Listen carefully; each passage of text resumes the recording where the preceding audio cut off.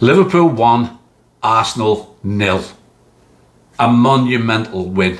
A potentially season-defining win. Yeah, even this early in the season. What a performance. What a victory. What a masterclass of a tactical game from the boys and from the manager. We score for the 37th league game in a row. The most we have ever scored in a row in our 133-year history. 9 points out of 9. We keep our first clean sheet of the season with a quite brilliant defensive performance. And we're the only team with a 100% record. Arteta has still never won a game at Anfield as a manager. And Arsenal have now failed to win at Anfield for 13 years. Oh, and by the way, so far this season, we've played Bournemouth, who have won their other 2 games. We've played Newcastle, who are unbeaten in their other 2 games. And we've now beaten Arsenal, who were unbeaten in their previous 2 games without conceding a goal. And putting that into some type of perspective, in those 3 exact same fixtures last season, we drew with Arsenal at home, we drew with Newcastle away, and we beat Bournemouth at home. So in those same fixtures, we had 5 points last season. This season we've got 9. 4 points better off across those same 3 fixtures. Arsenal, for their part, had 1 shot on target in the entire game. A pot shot midway through the first half that Alisson just palmed away. They don't create. They've long since given up any semblance of creativity in search of set-piece goals, and they're creatively bankrupt, and I'm going to get into that in a minute. And then, when we went 1-0 up, and there was still, 15 minutes to go, including added time, what did he do? They turn into Tony Pulis's Stoke.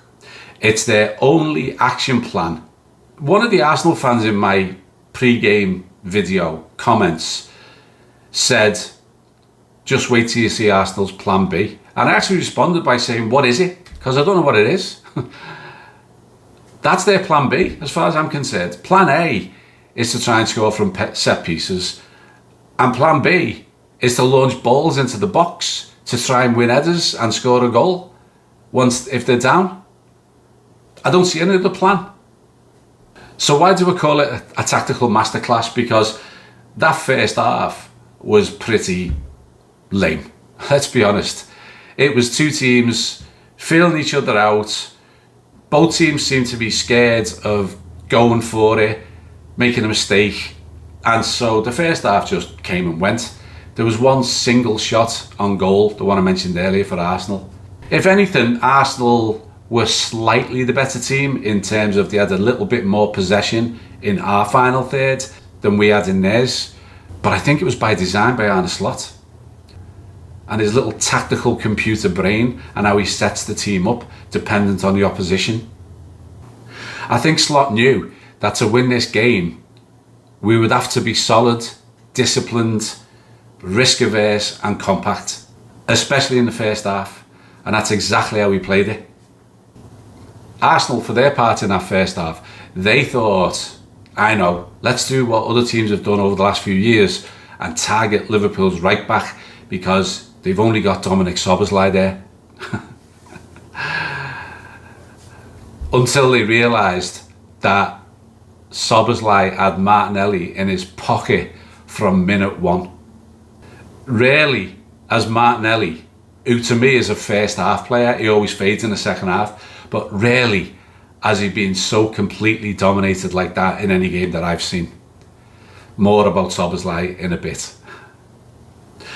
So, giving up on that, they thought, well, Kerkez hasn't been doing that good as their left back, so let's put Madueke on him. So they switched it and they started going that way. And they had a little bit of joy. Kerkez was standing off a little bit. They won a few corners. We were immense from corners. Absolutely immense. But as the game went on, Madueke faded. Kerkez got better and better and better. And I'll talk about him again in a minute. And Madueke became another Arsenal shrinking violet, of which they have many. Without those wing options, trying to pass through lines, clueless. hence their one shot on target in that first half. Second half, we come out, we upped the intensity and the intent. We started to boss it, and Arsenal had no answer. Their lack of ability to play through lines and create was absolutely exposed once again. You might be able to do that against Leeds at home, Arsenal, but this is Anfield against the Premier League champions, and you were found wanting. I talked about Arsenal's lack of creativity in the pre-match preview, and I said in that video, it's why Arsenal won't win the league again this season.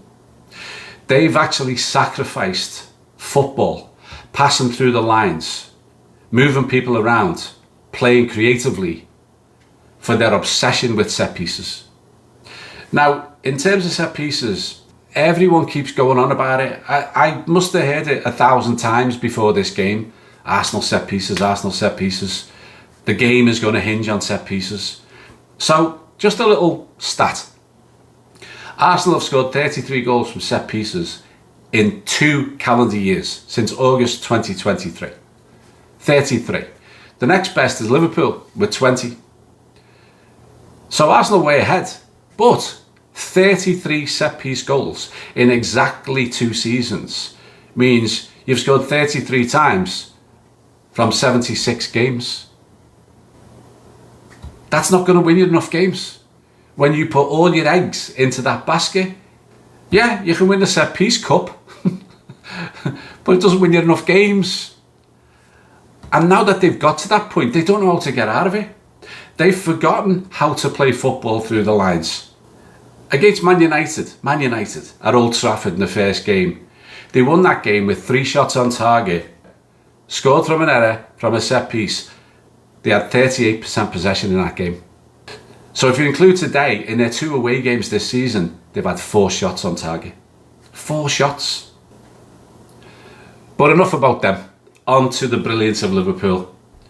We took the game by the scruff of the neck in that second half, gradually started to outplay them, and it was just before the goal, a stat came up about our second half possession, and it was 75% possession in that second half, but it was possession with intent. We were trying to play through the lines. We were just one final ball away several times from breaking through. And I talked about Slot's tactics.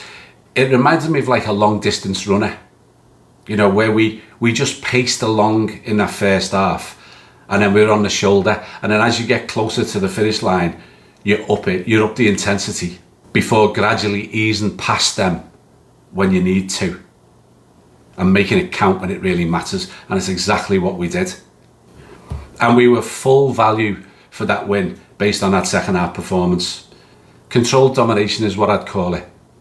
Still made sure we kept our shape and discipline, but played with far more intent as an attacking threat. And it worked a treat. We were never in danger of losing that game. It was a case of, could we win it? And boy, did we win it in style. But I'm saving that bit till the end. I'm going to focus the rest of the video on the players, because they deserve a huge amount of credit for what happened today. I mean, kudos to all of them, really. Alisson, rock solid, and got his first clean sheet of the season. Wirtz looked like he was getting a bit more involved in the game. Still not there yet, but positive signs today. He didn't really set the game alight, but he will. He absolutely will. Alexis McAllister came back in after another niggle and put his heart and soul into it, as he always does. A bit rusty, but a very committed performance from him until he eventually had to go off, inevitably, because of his lack of fitness. Curtis Jones and Joe Gomez both came on. Gomez having to come on for the injured Kanate. Both of them were exemplary. They were both excellent, and we didn't miss a beat with both of them coming on. They did not take time to get up to the speed of the game. They came in and were absolutely solid as rocks. Mo Salah, quiet again, more involved in the second half than the first, but you got to remember that Liverpool didn't really have any attacking intent down the wings today. They had Szoboszlai keeping control of Martinelli and Kerkez doing the same on the left. And so Salah's not really getting a lot of service. Having said that, he does need to get more involved in the game, but I'm sure he will. And when we get our first choice right back in, i.e. Frimpong, you'll see more of Salah being given more freedom than he's been given in the last couple of games. Ekitike worked his socks off, but he was starved of service in a cagey game. And if there's one thing that Arsenal are good at, it's defensive organisation. And so it is difficult to break them down. And he couldn't do it today. What a shame. He almost scored, got it ruled out for offside, but he was offside, but it was close. But let's get on to the stars of the show. Milos Kerkez, a coming of age display that was. His slide tackle and run forward in the 94th minute, breaking up their attack and bombing forward and almost getting us a second goal, summed up his performance. He started off a bit shaky against Madueke, but as the game progressed, he got better and better. It was his best Liverpool performance to date, and one that I predict is a catalyst for his upward trajectory as a Liverpool player. Next, Ibou Konate. What a display. Absolutely superb he was. Brilliant. After two dodgy displays, we got our Ibou back. I don't know what happened to him in those first two games when he was all over the place, but my God, he was a rock today. He repelled everything that they threw at us. He had to go off injured, but thankfully it's the international break. Looked like it might have just been a strain, but let's hope it's not serious. On to his centre-back partner, Virgil van Dijk. The best in the world. World class. Showed it again today. Proves it time and time again. And a sign of world class is that you do it in the big games. And boy did he do it again today. Imperious is the word that's often associated with him, because that's what he is. Even with Arsenal's Neanderthal set-piece assault game, I don't think they ever once beat Virgil in the air. If they did, I can't remember it. On to Ryan Gravenberch. Boy, did we miss him early in the season. He is so important to our game. And once again today, he excelled. He couldn't excel against that Newcastle assault the other day when the ball was in play for only 40%. And all he was doing is launching it aerially. But today, he excelled. Got himself a bit of a daft bucking. Not sure why he did that. But other than that, he grew more into the game and became more dominant as the game progressed and started to do those half turns and drive the team forward. Best number 6 in the Premier League. But finally, on to Dominik Szoboszlai. Words simply cannot do justice to the level of his display today. I mean, I'll try to put it into words, but I truly mean this. I don't think there's been a better right-back display by a Liverpool player in years, no matter who we've had there. He was absolutely superb. And how ironic is it that not only does he put in the best right-back performance we've had in years, but because our previous right-back left, Dominik Szoboszlai gets on the free kick. And that 32-yard free kick in the 83rd minute is one of the greatest free kicks you will ever see. I was going to say it's world class, but is there a term better than world class? Because it was absolutely stunning, unstoppable, with bend, pace, swerve, dip, put on a postage stamp so that Raya, one of the top keepers in the league, couldn't get near it. And he was getting forward and he was involved in our creative moments during the game as well. He was everywhere. It was better than a 10 out of 10 performance. I know that is illogical, but it was. It was brilliance defined. And as I mentioned as well, I'll mention it again, But as a right back, I have never seen Martinelli neutralised like that for the entirety of his time on the pitch. Then he brought Eze on. And Eze, great player, and he did a move towards the end of the game that would have bamboozled anybody. And it bamboozled Dominik Szoboszlai for a split second, and Eze was clear, and then he wasn't. Because Szoboszlai got back and made the tackle. It's one of the best displays by a footballer in their position that you can see. And it wasn't even in his position. He's not a right back.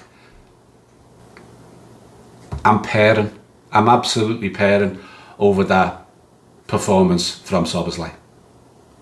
And finally, I do have to mention Arne Slot. The man is just a tactical magician.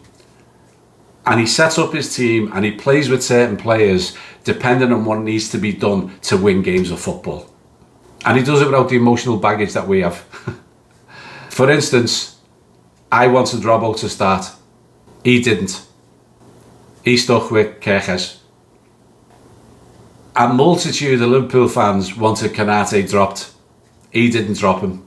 And Konate, as with Kerkez, had their best games of the season. Many wanted Conor Bradley to be brought in because he's a specialist right back and we needed to control Martinelli. Slot doesn't do it. He keeps Szoboszlai there, and what a decision that was. In fact, all three of those that I think a lot of us would not have chosen, all three were hugely instrumental in that win. Certainly three of the best players in a Liverpool shirt today. And all three were instrumental in what was a wonderfully controlled Liverpool performance and victory. And I use that word control for a reason, because all of the pundits have been telling us that we have lacked control over the first two games, and that's why Arsenal were going to beat us. Yeah, and they're right, we have lacked some control with a new left back, a new right back, injuries, no Gravenberch in some games, no McAllister in some games, Wirtz trying to find his feet. Of course we've lacked some control, but they're teething problems, and what we saw today was Arne Slot's machine back in full running order. Yes, we weren't a brilliant attacking force because we didn't need to be. We needed to win that game, and we did it without having to be all gung-ho and leaving gaps. It was superb. And that lack of control, and now our first control performance, has seen us become the only team in the Premier League to win 3 games out of 3 going into the international break. We've got 9 points, the next best is 7. Arsenal have got 6 and Man City have got 3. And if we've done that with 2 of those games not being in control, and this the first one where we looked like our old selves again, well, that should scare the living daylights out of those trying to chase the champions who are top of the league yet again. Above us only sky. You never walk alone. See you soon. Ta-ra.